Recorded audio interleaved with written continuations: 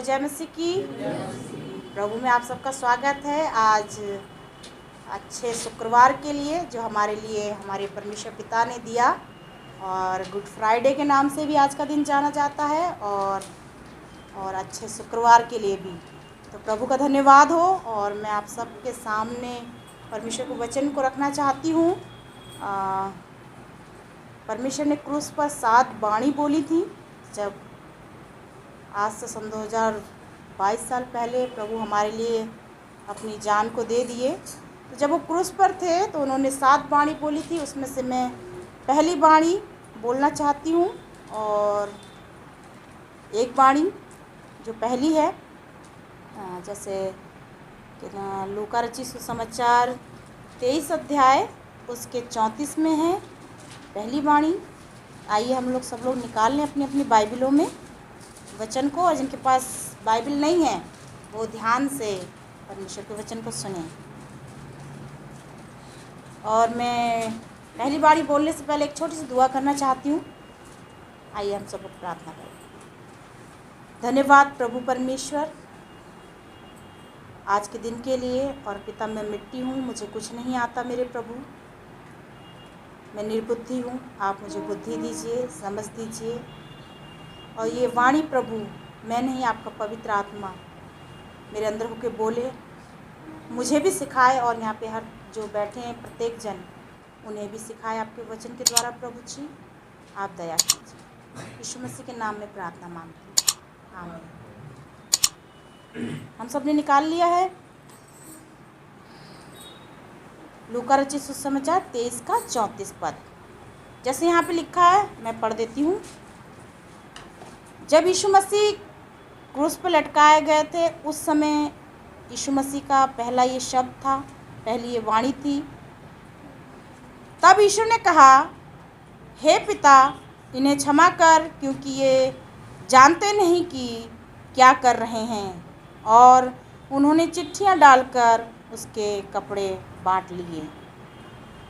तो यहाँ पर प्रभु यीशु मसीह क्षमा करने की बात बोलते हैं कि जो उनको क्रूस पर लटकाया था, उन्होंने उसके ऊपर वो लोग ठट्ठा कर रहे थे, मजाक बना रहे थे उनका, और उनके कपड़े फाड़ रहे थे, उनके मुंह में थप्पड़ भी मारा गया था, उनके मुंह में थूका भी गया था। लेकिन उन सारी बातों को वो अपने ध्यान में रखते हुए, और जब क्रूस पर लटके हुए हैं, और तो वो परमेश्वर पिता से उनके लिए बद्दुआ नहीं मांग रहे, उनके लिए ये नहीं कह रहे कि प्रभु तू इन्हें ऐसा कर दे, वैसा कर दे, या वो चाहते तो बहुत कुछ हो सकता था।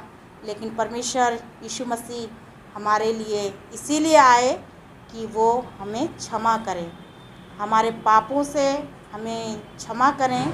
इसीलिए वो इस दुनिया में आए, और हमारे पापों का बोझ उठाकर वो क्रूस पर भी चढ़े। तो क्षमा से संबंधित मैं दूसरा भी एक पद पढ़ना चाहूँगा। एक पद पढ़ना, यूहन्ना रचित सुसमाचार 8 है, 8 अध्याय उसका 3 से 3, फिर उसके बाद 7 से 11 तक। तब शास्त्री और फरीसी एक स्त्री को लाए जो व्यभिचार में पकड़ी गई थी, और उसको बीच में खड़ा करके यीशु से कहा, हे गुरु, ये स्त्री व्यभिचार करते पकड़ी गई है। अब 7 से। जब वे उससे पूछते ही रहे तो उसने सीधे होकर उससे कहा, तुम में जो निष्पाप हो वही पहले उसको पत्थर मारे। और फिर झुककर भूमि पर उंगली से लिखने लगा। परंतु वे ये सुनकर बड़ों से लेकर छोटों तक एक एक करके निकल गए, और यीशु अकेला रह गया, और स्त्री वहीं बीच में खड़ी रह गई। यीशु ने सीधे होकर उससे कहा, हे नारी, वे कहाँ गए? क्या किसी ने तुझे पर दंड की आज्ञा ना दी? उसने कहा, हे प्रभु, किसी ने नहीं। यीशु ने कहा, मैं भी तुझ पर दंड की आज्ञा नहीं देता, जा और फिर पाप ना करना। हालेलुया, प्रभु की स्तुति हो। देखिए यहाँ पे भी यीशु मसीह उस स्त्री से कहते हैं, जैसे यहाँ पे जो फरीसी हैं, शास्त्री लोग हैं, वो एक स्त्री को यीशु के सामने ले आए और वो व्यभिचार के पाप में पकड़ी गई थी। और यीशु मसीह यहाँ पे उससे, जब 7 से हम इधर 11 के लिए पढ़ते हैं, तो वो बार बार यीशु मसीह से पूछ रहे थे कि इसको क्या करना चाहिए, क्या करना चाहिए, ये दोषी है कि नहीं है, ये पापी है कि नहीं है। ऐसे करके उससे बार बार पूछ रहे थे। और प्रभु यीशु मसीह उनसे ये कहने लगे कि जिस किसी ने भी, जितने भी लोग यहाँ पे खड़े हैं, उनमें से किसी ने भी अगर किसी तरीके का कोई पाप नहीं किया है तो पहला पत्थर वो स्त्री को मार सकता है। और वो कहकर नीचे झुककर कुछ उंगली से ज़मीन पर लिखने लगे। और फिर उसके बाद जब वो बाद में देखते हैं तो वो सारे लोग एक एक करके, छोटा बड़ा जो भी थे वहाँ पे खड़े, सब लोग वहाँ से चले गए।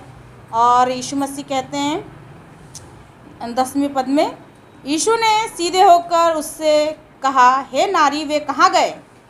क्या किसी ने तुझ पर दंड की आज्ञा ना दी? 11वें पद में उसने कहा, हे प्रभु, किसी ने नहीं। यीशु ने कहा, मैं भी तुझ पर दंड की आज्ञा नहीं देता, जा और फिर से पाप ना करना। क्योंकि हमारा प्रभु यीशु मसीह हमसे इतना प्यार करता है, उसी प्यार के खातिर परमेश्वर पिता ने अपने इकलौते बेटे को मनुष्य का रूप धारण करके इस दुनिया में भेजा। और उसी प्यार के खातिर वो क्रूस पर अपनी जान को उन्होंने दिया हमारे और आपके लिए। और वो पाप क्षमा करने का भी उसके पास अधिकार परमेश्वर ने दिया, और वो पापों की क्षमा भी करते हैं। और जैसे वहाँ पे देख रहे हैं कि वो क्रूस पर उन्हें लटका दिया गया है और उनके ऊपर नाना प्रकार के दोष लगाए गए, तब भी, और हाथों पैरों पे कील ठोक दी गई, सर पे कांटों का ताज पहना दी गया, सर से लहू लुहान हो रहे हैं, हाथ पाँव सब लहू लुहान हैं। फिर भी वो मनुष्य जाति के लिए क्या कहते हैं अपने पिता से कि हे पिता, इन्हें क्षमा कर, क्योंकि ये नहीं जानते कि ये क्या कर रहे हैं। तो इसी प्रकार परमेश्वर हमारे जीवनों से भी चाहता है, अगर हमने जो प्रभु यीशु मसीह को जानने से पहले अनजाने में जितने भी पाप किए हैं, वो परमेश्वर क्षमा करने के लिए तैयार हैं और करते हैं। जैसे इस स्त्री से कहा ना कि किसी ने तुझे दंड की आज्ञा नहीं दी, तो मैं भी तुझे दंड की आज्ञा नहीं देता, लेकिन जा अब से पाप मत करना।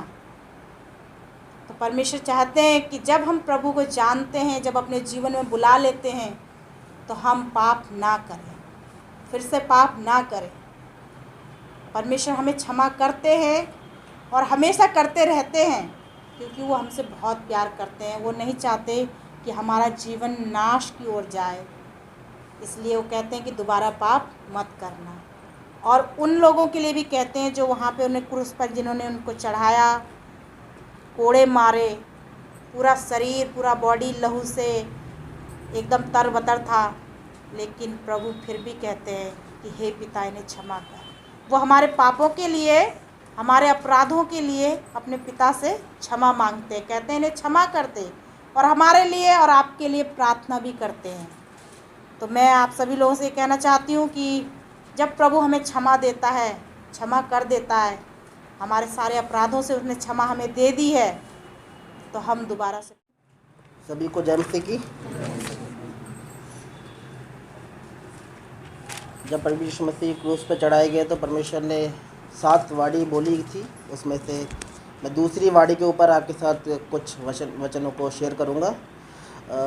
मैं रिक्वेस्ट करूंगा कि आप लूका 23 और उसका 43 निकाल लें, 23 का 43,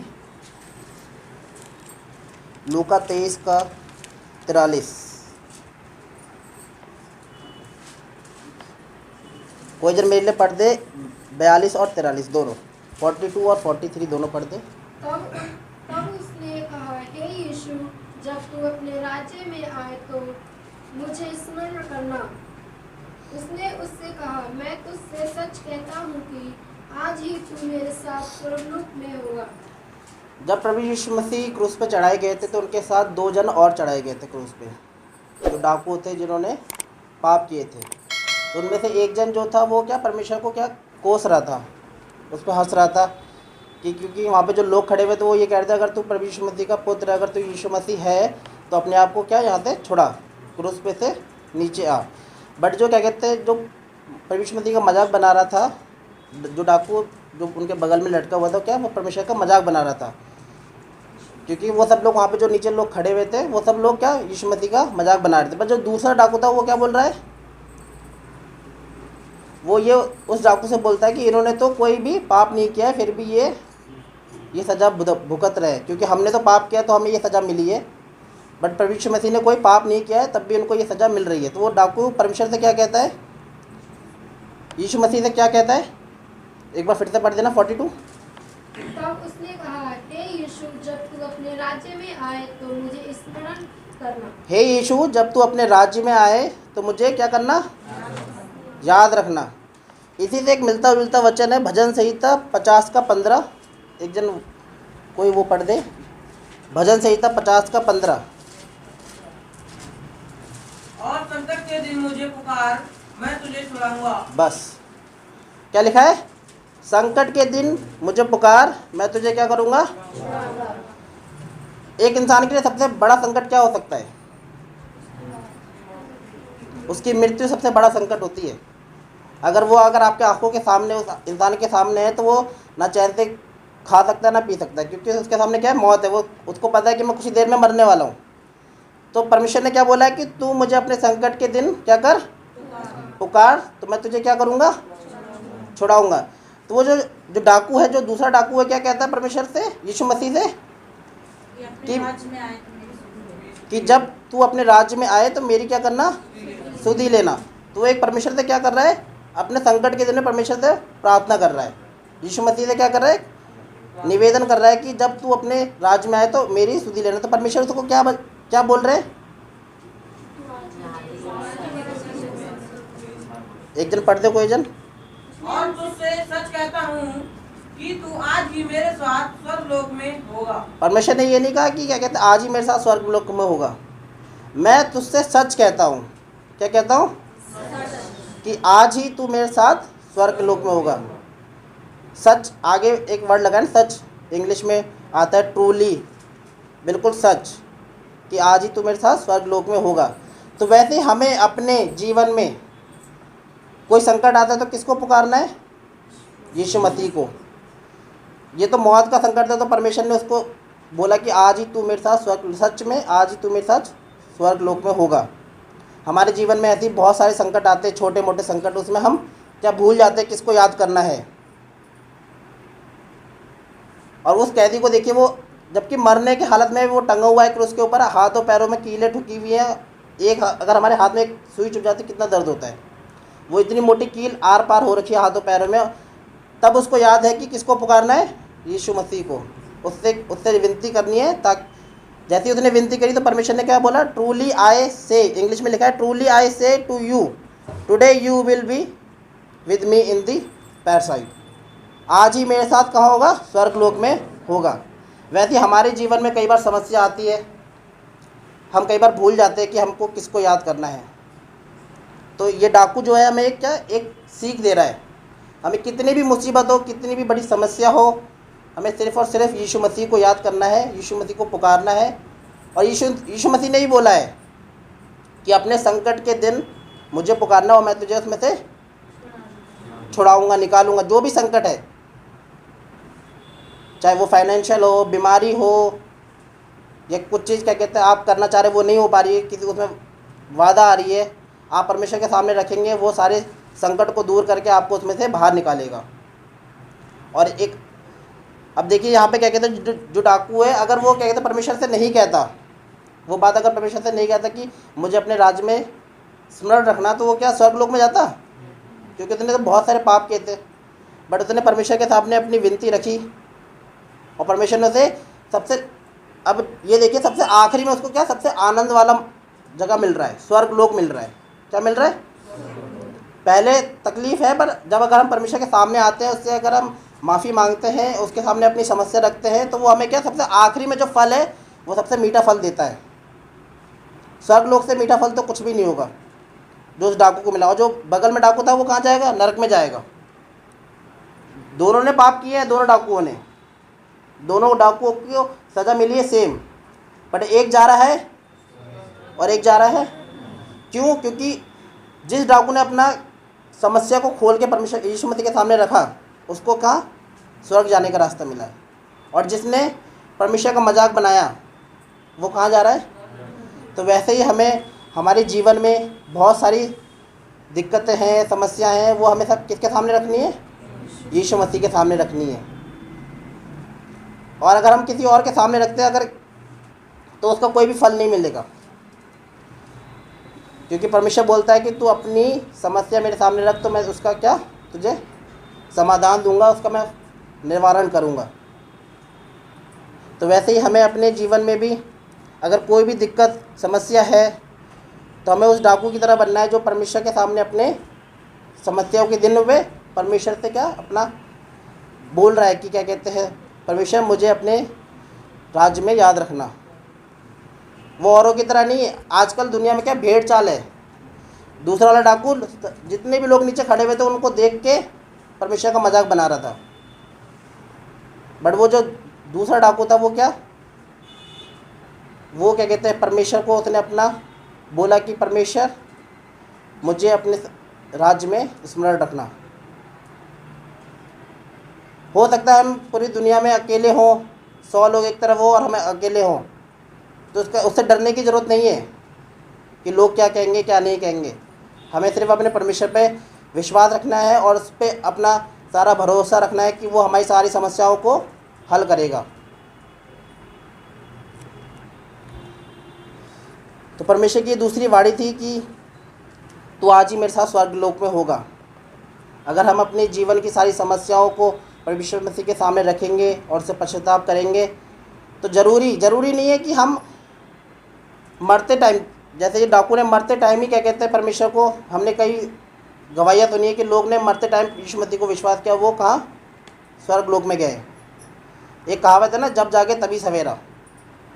तो ज़्यादा लेट नहीं हुआ है, अभी भी हमें अपनी आँखों को खोलने की ज़रूरत है कि हम कहाँ जा रहे हैं। हम स्वर्ग लोक में जा रहे हैं कि कहीं और जा रहे हैं। और स्वर्ग लोक में जाना है तो हमें परमेश्वर मसीह पे विश्वास और उसकी सारी बातों को जो परमेश्वर यीशु मसीह ने जो बोली है वो उसको हमें मानना होगा। तीसरी वाणी में जाएंगे जो यीशु मसीह ने क्रूस पे कही थी। आइए हम प्रार्थना में मिलें। धन्यवाद राजाओं के राजा, प्रभुओं के प्रभु, पिता परमेश्वर, आपका धन्यवाद देते हैं इस सुंदर समय के लिए मेरे खुदावन, और इस सुंदर दिन के लिए मेरे खुदावन कि आपने हम सब के जीवनों में जोड़ा मेरे खुदा। और मेरे परमेश्वर कि हम यहाँ एकत्रित हो सके उस खुशी को मनाने के लिए, उस पापों की क्षमा को मनाने के लिए मेरे खुदावन, इसके लिए आपका धन्यवाद देते हैं खुदावन। मेरे प्रभु जी, आगे के समय को मैं आपके हाथों में दे देती हूँ खुदावन। अपने पवित्र आत्मा से भर कि मेरे परमेश्वर यहाँ बैठे हर एक जन को मेरे खुदावन तेरा वचन समझ में आने वाला बन सके। और मेरे परमेश्वर पिता अपने वचन के द्वारा हमारे जीवनों से बात कर खुदावन। सारी बातों को आपके हाथों में देते हुए छोटी सी दुआ को अपने उद्धारकर्ता यीशु मसीह के नाम से मांग लेती हूँ, आमीन। तो ये समय है जब यीशु मसीह 2 वाणियाँ कह चुके हैं कि हे पिता इन्हें क्षमा कर और तू आज ही मेरे साथ स्वर्ग लोक में होगा। यीशु मसीह क्रूस पर हैं। यीशु मसीह के हाथों पैरों में कीलें ठुकी हुई हैं, खून निकल रहा है हाथों पैरों से, शरीर से, सर पे कांटों का ताज है। और यीशु मसीह क्रूस पर हैं यीशु मसीह, हाथ फैलाए हुए, पैरों में भी कीलें हैं, और यीशु मसीह क्रूस पर हैं। और वो तीसरी वाणी कहते हैं, हम निकालेंगे यूहन्ना उसका 19 अध्याय उसका 26 और 27 हम पढ़ेंगे। जब यीशु ने अपनी माता और उस चेले को जिससे वह प्रेम रखता था पास खड़े देखा तो अपनी माता से कहा, हे नारी, देख वह तेरा पुत्र है। तब उसने चेले से कहा, यह तेरी माता। और उसी समय से वह चेला उसे अपने घर ले गया। तो हम यहाँ पे देख रहे हैं कि यीशु मसीह क्रूस पर चढ़े हुए हैं और बहुत सारे लोग हैं उनकी बेइज्जती कर रहे हैं। बहुत सारे लोग हैं, एक डाकू कह रहा है कि तू क्या कहते हैं परमेश्वर का पुत्र है तो हमें भी बचा और तू भी बच, और एक अपने पापों को मान रहा है। और उन्हीं सब के बीच में यीशु मसीह क्या देखते हैं? यीशु मसीह के ऊपर पूरी संसार का, पूरी दुनिया का पाप है, पूरी दुनिया के लोगों का पाप है। हम अपना पाप गिन सकते हैं कि हमारा पाप यीशु मसीह के ऊपर था, हमने कितने पाप किए वो हम जान सकते हैं। तो पूरी दुनिया का पाप, तो कितने सारे लोग हमारे जैसे जिन्होंने पाप किया, और उन सब का पाप यीशु मसीह के ऊपर है। लोग मजाक बना रहे हैं, लोग बहुत सारी बुरी बातें भी कह रहे होंगे, लेकिन उन सब के बीच में क्या है कि मरियम है, और यीशु मसीह क्या करते हैं, मरियम को देखते हैं। यहाँ लिखा है, जब यीशु ने अपनी माता और उस चेले को जिससे वे प्रेम रखता था पास खड़े देखा। यीशु ने किसे देखा? मरियम को देखा। यीशु ने मरियम को देखा, यीशु ने अपनी माता को देखा। इतना सब कुछ उनके साथ हो रहा है, मतलब कि कितना सब कुछ, हम इससे ज़्यादा ऊपर और क्या ही सोच सकते हैं कि किसी के साथ होगा। वो सब यीशु मसीह के साथ हो रहा है, और यीशु मसीह क्या कर रहे हैं, अपनी माता को यीशु मसीह का लिखा है, यीशु मसीह अपनी माता को देखता है। आज हम एज इंडिविजुअल, मतलब कि हम एक मनुष्य, अलग अलग मनुष्य होने के नाते हम इस वचन से कैसे रिलेट करते हैं कि जब यीशु मसीह के ऊपर इतनी परेशानियां हैं, यीशु मसीह पूरी दुनिया का पाप लिए हुए हैं और वो अपनी माता को देखते हैं। हम बच्चे कितना अपने पेरेंट्स को देखते हैं, क्या हम अपनी माता को देखते हैं? यीशु मसीह जो परमेश्वर का पुत्र है, उसको कोई ज़रूरत नहीं थी ना कि वो यीशु मसीह अपनी माता को देता, या माता मरियम को वहाँ पे, माता मरियम तो पहले से जानती थी ना कि यीशु मसीह क्रूस पे चढ़ाया जाएगा, यीशु मसीह को क्रूस पे चढ़ाया जाएगा। अगर वो वहाँ नहीं भी होती तो यीशु मसीह, उनको तो पता था ना कि यीशु मसीह इसी के लिए आया है। तो माता मरियम का, लेकिन माता मरियम की हम यहाँ पे एक ममता को देखते हैं कि यीशु मसीह के प्रति उनकी ममता। वो सब कुछ जानती हैं कि वो परमेश्वर का बेटा है, वो मेरा बेटा नहीं है, वो पहले परमेश्वर का बेटा है। वो परमेश्वर का बेटा है जो इस दुनिया में आया है हमारे पापों को क्षमा करने के लिए, इसी कार्य के लिए उसे भेजा गया है। और लेकिन फिर भी वो वहाँ पे खड़ी होती है। यहाँ पे हम दो बातों को देखते हैं। पहली बात, दुनिया में कितना भी हम प्यार बांट लें, लेकिन जब हम परेशानी में होते हैं तो हमारी माता ही हमारे साथ खड़ी होती है। ये जब परमेश्वर का वचन ये मैं जब पढ़ रही थी तो पहले मैं सोचती थी कि माताएं जो हैं वो बहुत ज़्यादा क्या कहते हैं, अपने आप को वो करती हैं कि अरे हम ये करते हैं, हम वो करते हैं।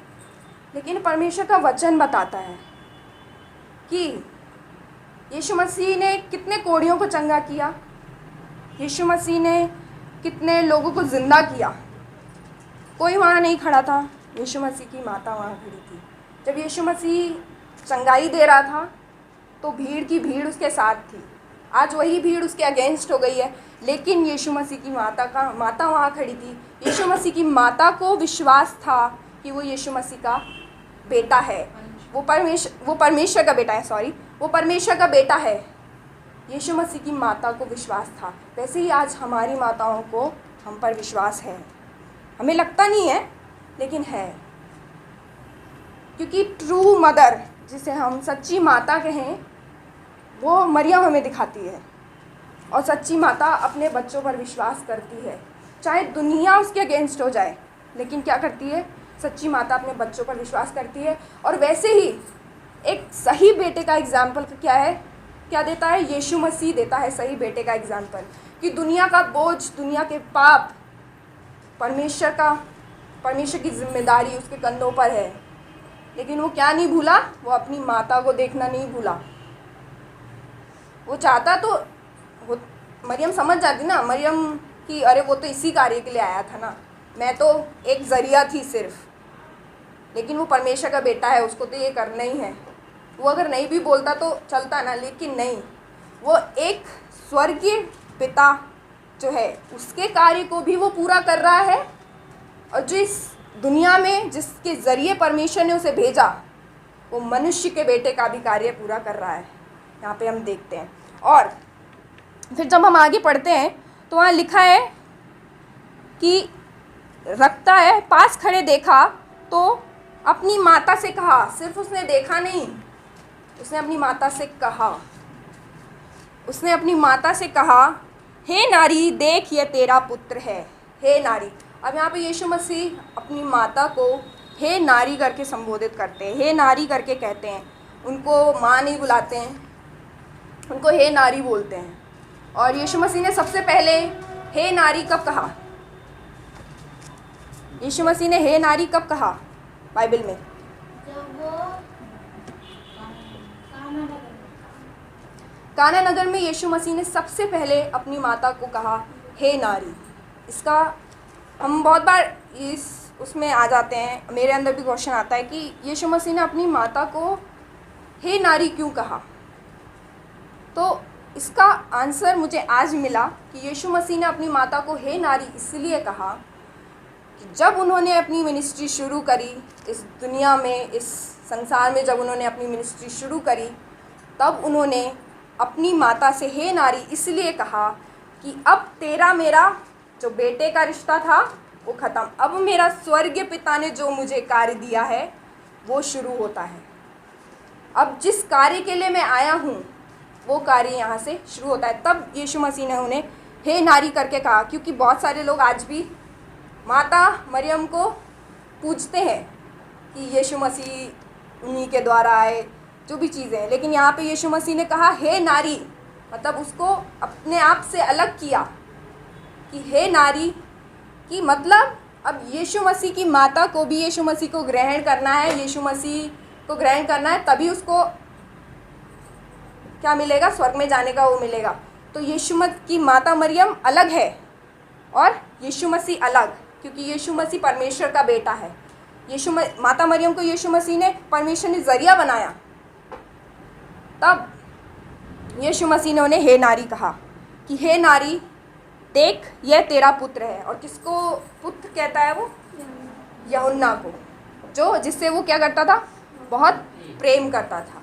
तो यीशु मसीह ने इसीलिए मरियम को हे नारी करके संबोधित किया कि अब मैं तेरा बेटा नहीं रहा, जिस बेटे को तूने पाल पोस के बड़ा किया था। जब यीशु मसीह काना नगर में थे तब उन्होंने पहली बार माता मरियम को हे नारी कहा कि अब मैं तेरा बेटा नहीं रहा जिसे तूने अब तक पाल के बड़ा किया, अब मैं वो बेटा हूँ, अब मैं वो हूँ जिसे परमेश्वर ने इस दुनिया में भेजा, अब मैं अपने पिता का बेटा हूँ जिसके कार्य को मैं पूरा करने के लिए इस दुनिया में आया हूँ।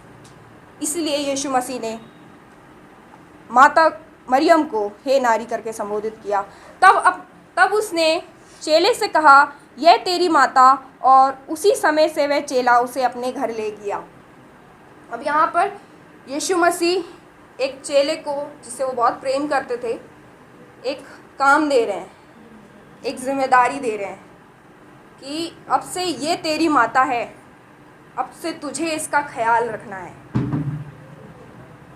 यहाँ पर भी वो अपनी माता जो मरियम है उनके लिए केयर कर रहे हैं कि अब मैं तो जा रहा हूँ, अब मेरा समय, मतलब कि मेरा पृथ्वी पर समय हो गया, परमेश्वर ने मुझे ये कार्य दिया था, अब मैं ये कार्य कर चुका हूँ, अब के बाद तू इसे देखेगा। मतलब कि यूहन्ना को ये जिम्मेदारी सौंपी।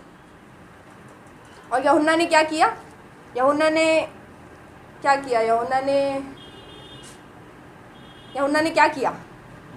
जिम्मेदारी को लिया, वो उसे अपने घर ले गया। यूहन्ना ने उसी वक्त उसे अपनी माता स्वीकार किया। किसको? मरियम को अपनी माता स्वीकार किया। आज का मेरा मेन इस जो वर्सेस हैं, इनसे मैंने भी यही सीखा और परमेश्वर ने मेरे जीवन से यही बात किया।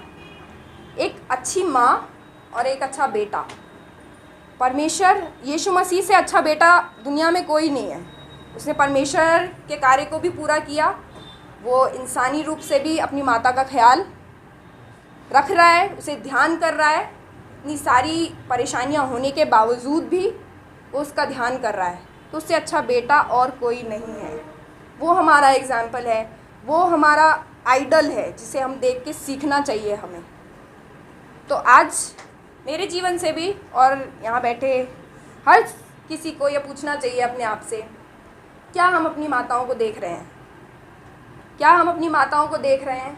और देख नहीं रहे, सिर्फ यीशु मसीह उसने बात भी की, उसने कहा। क्या हम अपनी माताओं को देख रहे हैं? क्या हम इतने बिजी हैं? क्या हमारे ऊपर इतना दुख है? यीशु मसीह के ऊपर पूरी संसार का जिम्मेदारी, संसार के पाप थे, फिर भी वो अपनी माता को देखते हैं, अपनी माता से कहते हैं, उनका ध्यान रखते हैं। ये दुनियावी की हाँ माँ बाप तो ऐसी कहते ही कहते हैं, नहीं, ये वचन बताता है, ये यीशु मसीह करके दिखाते हैं हमें, तो हमें भी ऐसे ही करना है। तो क्या हम अपनी माताओं से बात कर रहे हैं? क्या हम अपनी माताओं को देख रहे हैं? और क्या हम अपनी माताओं की केयर कर रहे हैं? हम सबका ये क्वेश्चन है। यही परमेश्वर हमें सिखाता है। वो क्रूस पे चढ़कर हमें ये सिखाता है। तो हम तो क्रूस पे नहीं चढ़े हैं ना अभी, हम क्रूस पे नहीं चढ़े हैं, हम पे मौत नहीं आ रखी है अभी। तो परमेश्वर हमें यीशु मसीह हमें ये सिखाता है। मैं ये वचन को इस लाइन से एंड करना चाहूँगी। लहू की कीमत ज़रा मरियम की ममता से पूछ, इकलौते बेटे का दाम पाक यहोवा से पूछ। आइए हम प्रार्थना में जाएंगे। धन्यवाद राजाओं के राजा, प्रभुओं के प्रभु, पिता परमेश्वर, आपके सम्मुख आते हैं बड़ी दीनता और नम्रता के साथ खुदावन परमेश्वर पिता। धन्यवाद देते हैं आज के दिन के लिए खुदावन, जो आपने हम सबके जीवनों में जोड़ा। मेरे परमेश्वर, सच में आपने हमें सिखाया कि कैसे अपने पेरेंट्स से प्रेम करना है। मेरे परमेश्वर हो मेरे खुदावन प्रभु, आपने अपने पिता की मर्जी को पूरा किया। मेरे खुदावन, आपने अपनी माता का ध्यान किया, उन्हें देखा मेरे प्रभु, जबकि आप क्रूस पे थे। मेरे परमेश्वर, मेरे खुदावन, आपका धन्यवाद देते हैं मेरे परमेश्वर पिता। मेरे खुदावन प्रभु जी, आपका धन्यवाद देते हैं, आपका धन्यवाद देते हैं आपकी उपस्थिति के लिए हमारे बीच में मेरे परमेश्वर पिता, और हमारे जीवनों से बात करने के लिए खुदावन हम आपका धन्यवाद देते हैं खुदावन प्रभु जी। धन्यवाद एक बार फिर से खुदा कि आप इस दुनिया में आए और मेरे परमेश्वर मेरे और हम सब के पापों के लिए मारे गए। मेरे खुदावन उस क्रूस पे चढ़े मेरे खुदावन, जो मुझे और हम सबको चढ़ना था मेरे खुदावन, जो सजा मुझे सहनी थी मेरे खुदावन, वो आपने सही। इसके लिए मैं आपका धन्यवाद देती हूँ मेरे परमेश्वर पिता। मेरे खुदावन प्रभु, मेरे परमेश्वर, आपको धन्यवाद मेरे खुदावन। और ये छोटी सी दुआ को अपने उद्धारकर्ता यीशु मसीह के नाम से मांगती हूँ, आमीन। सबको जय मसीह की। परमेश्वर के वचन को सुना, जिसका के द्वारा जो प्रभु यीशु मसीह जब क्रूस पे थे तो उन्होंने सबका ख्याल रखा। हालांकि जो यीशु मसीह की माता मरियम थी, उन्होंने कहीं माता नहीं कहा, नारी कह के संबोधित किया और चेले को एक जिम्मेदारी सौंपा। एक उत्तरदायित्व यीशु मसीह ने चेलों को दिया कि ये तेरा बेटा है और ये तेरी माँ है। और उस उत्तरदायित्व को प्रभु ने हमें और आपको भी सौंपा है, ताकि हम उस उत्तरदायित्व को निभाएं, उसके वादे के अनुसार अपने जीवन में जिएं। आइए हम चौथी बाणी की ओर जाएंगे, जो मत्ती रचित सुसमाचार उसके 27 अध्याय और 46 पद में लिखा है। चौथी बाणी, जब यीशु मसीह क्रूस पे थे, उन्होंने चौथी बाणी बोली। जैसे पहली बाणी जब प्रभु यीशु मसीह उन्होंने कहा, हे पिता इन्हें क्षमा कर। दूसरा वचन प्रभु यीशु मसीह ने कहा, तू आज ही मेरे साथ स्वर्ग लोक में होगा। और तीसरी बाणी प्रभु यीशु मसीह ने कहा, हे नारी, ये तेरा पुत्र है। और चेले से कहा, ये तेरी माता है। और चौथी बाणी हम पढ़ेंगे मत्ती रचित सुसमाचार उसका 27 अध्याय और 46 पद। उठो चले देखो 46 पद। तीसरे पहर के निकट यीशु ने बड़े शब्द से पुकार कर कहा, एली एली लामा सबकतनी, अर्थात हे मेरे परमेश्वर तूने मुझे क्यों छोड़ दिया। प्रभु यीशु मसीह क्रूस पे थे और क्रूस पर से यीशु मसीह वो कहते हैं, हे मेरे परमेश्वर तू। मसीह ने कहा, मैं प्यासा हूँ। मैं प्यासा हूँ। यीशु मसीह को प्यास थी। यीशु मसीह ने कहा मैं प्यासा हूँ। यीशु मसीह को लोगों की प्यास थी, वो जीवन का जल पिए। संसार की प्यास थी, लोग प्रभु के उस जीवन को प्राप्त करें, अनंत जीवन के जल को पिए।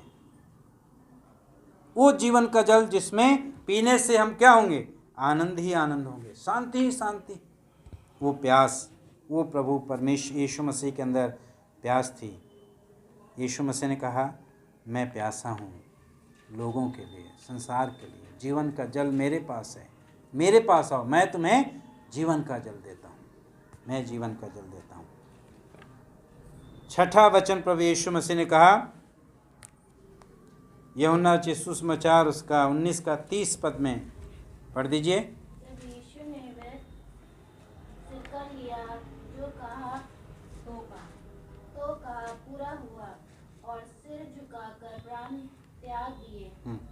जब यीशु मसीह ने कहा मैं प्यासा हूँ, तो जो वहाँ सिपाही था उसने एक सरपंच, एक बड़ा सा डंडा लिया, उसमें कपड़ा बांधकर और सिरके में घुमाकर यीशु मसीह को चुसाया, और जो उसके जख्म थे, जो कोड़े से यीशु मसीह के ऊपर 39 कोड़े मारे गए थे, वो शरीर पे लगाया। उससे जो है और जख्म जो है शरीर में और बेचैनी बढ़ जाती है, और बेचैनी बढ़ जाती है। प्रियो, हमारे लिए यीशु मसीह ने कोड़े खाए। यीशु मसीह को हमारे लिए प्यास थी, और यीशु मसीह ने छठा वचन कहा कि पूरा हुआ। हालेलुया। क्या पूरा हुआ? जो पवित्र शास्त्र में लिखा था। जो परमेश्वर की योजना थी, जो परमेश्वर की योजना थी मानव जाति के लिए, उसे प्रभु यीशु मसीह ने पूरा किया। जो उद्धार की योजना यीशु परमेश्वर ने अदन की वाटिका में बनाई थी, जब आदम और हव्वा ने पाप किया था, वो पूरा हुआ। जो परमेश्वर ने वहां वादा किया आदम से कि मैं तुम्हारे लिए एक उद्धारकर्ता को भेजूंगा जो तुम्हें इस पापों से छुटकारा देगा, वो पूरा हुआ। परमेश्वर की योजना को पूरा किया यीशु मसीह ने। जो परमेश्वर की योजना थी कि आपको जाना है संसार में और सारी मानव जाति के लिए आपको मरना है, सारे संसार का पाप अपने ऊपर लेना है, दुख उठाना है, उस कार्य को यीशु मसीह ने पूरा कर दिया। और यीशु मसीह कहते हैं पूरा हुआ। यीशु मसीह ने अपने सारे कार्य को पूरा किया, क्रम बाय क्रम। सारे जो वचन में लिखे हुए हैं यीशु मसीह के बारे में, जो जो कहा गया था, उस सब को पूरा कर दिया। पूरा करने के बाद यीशु मसीह कहते हैं कि पूरा हुआ, मेरा काम पूरा हुआ। परमेश्वर का कार्य, परमेश्वर की जो योजना थी, जो परमेश्वर की उद्धार की योजना थी मानव जाति के लिए, उस कार्य को परमेश्वर ने पूरा कर दिया। और प्रभु यीशु मसीह जब इस संसार में आए तो उन्होंने यही कहा, मन फिराओ क्योंकि स्वर्ग का राज्य निकट आ गया है। मन फिराओ, अपने पापों से, बुराइयों से, बुरे चाल चलन से पश्चाताप करो, मन फिराओ। परमेश्वर प्रभु यीशु मसीह ने अपने काम को पूरा किया। क्रूस पर हमारे और आपके लिए मर गया, उस काम को पूरा किया। क्रूस की यात्रा को पूरा किया यीशु मसीह ने। क्रूस पर, कलवरी क्रूस पर चढ़ गए, परमेश्वर की योजना को पूरा किया, परमेश्वर की इच्छा को पूरा किया। क्या हम परमेश्वर की इच्छा को पूरा करते हैं? क्या हम परमेश्वर की इच्छा को पूरा कर रहे हैं? हम अपनी इच्छा पूरी कर रहे हैं, अपनी मर्जी पूरा कर रहे हैं। यीशु मसीह पूरी तरीके से अधीन है, शून्य बन गए, नम्र बन गए, दीन बन गए, परमेश्वर की योजना को पूरा किया। फिलिपियों की पत्री उसका 2 अध्याय पढ़ते हैं, जब वहाँ लिखा है 2 अध्याय में, वो शून्य बन गया, दीन बन गया, नम्र बन गया और क्रूस की मृत्यु सह ली। उस कार्य को यीशु मसीह ने पूरा किया। क्या हम परमेश्वर की इच्छा को पूरा कर रहे हैं? परमेश्वर, यीशु मसीह ने परमेश्वर की मर्जी को पूरा किया, उसकी योजना को पूरा किया, और हमें और आपको चुना है ताकि हम उसकी योजना में शामिल हो जाएं, उसकी इच्छा को पूरा करें, उसकी मर्जी को पूरा करें। प्रभु, तू क्या चाहता है मेरे जीवन से? परमेश्वर, आपकी क्या योजना है मेरे जीवन से, मेरे परिवार से, मेरे बच्चों से? जांचने की ज़रूरत है। परमेश्वर की इच्छा पूरी करने की ज़रूरत है हमें अपने जीवन से। उसके कार्य को पूरा करने की ज़रूरत है। जो कार्य उसने हमें और आपको सौंपा है, उस कार्य को हमें पूरा करने की ज़रूरत है, पूरा करने की ज़रूरत है। 16 का 33 सॉरी। मैंने ये बातें तुमसे इसीलिए कही कि तुम्हें मुझ में शांति मिले। संसार में तुम्हें कलेश होता है, परंतु ढांढस बांधो, मैंने संसार को जीत लिया है। प्रभु यीशु मसीह कहते हैं मैंने संसार को जीत लिया है। संसार को मतलब शैतान के ऊपर मैंने विजय पाई है, उसकी योजनाओं के ऊपर विजय पाई है। मैंने उसके सर को कुचल दिया है। हालेलुया। इसलिए ढांढस बांधो, वो तुम्हारा कुछ नहीं कर सकता। ढांढस बांधो। क्रूस पर यीशु मसीह ने उस कार्य को पूरा किया, उस कार्य को पूरा किया।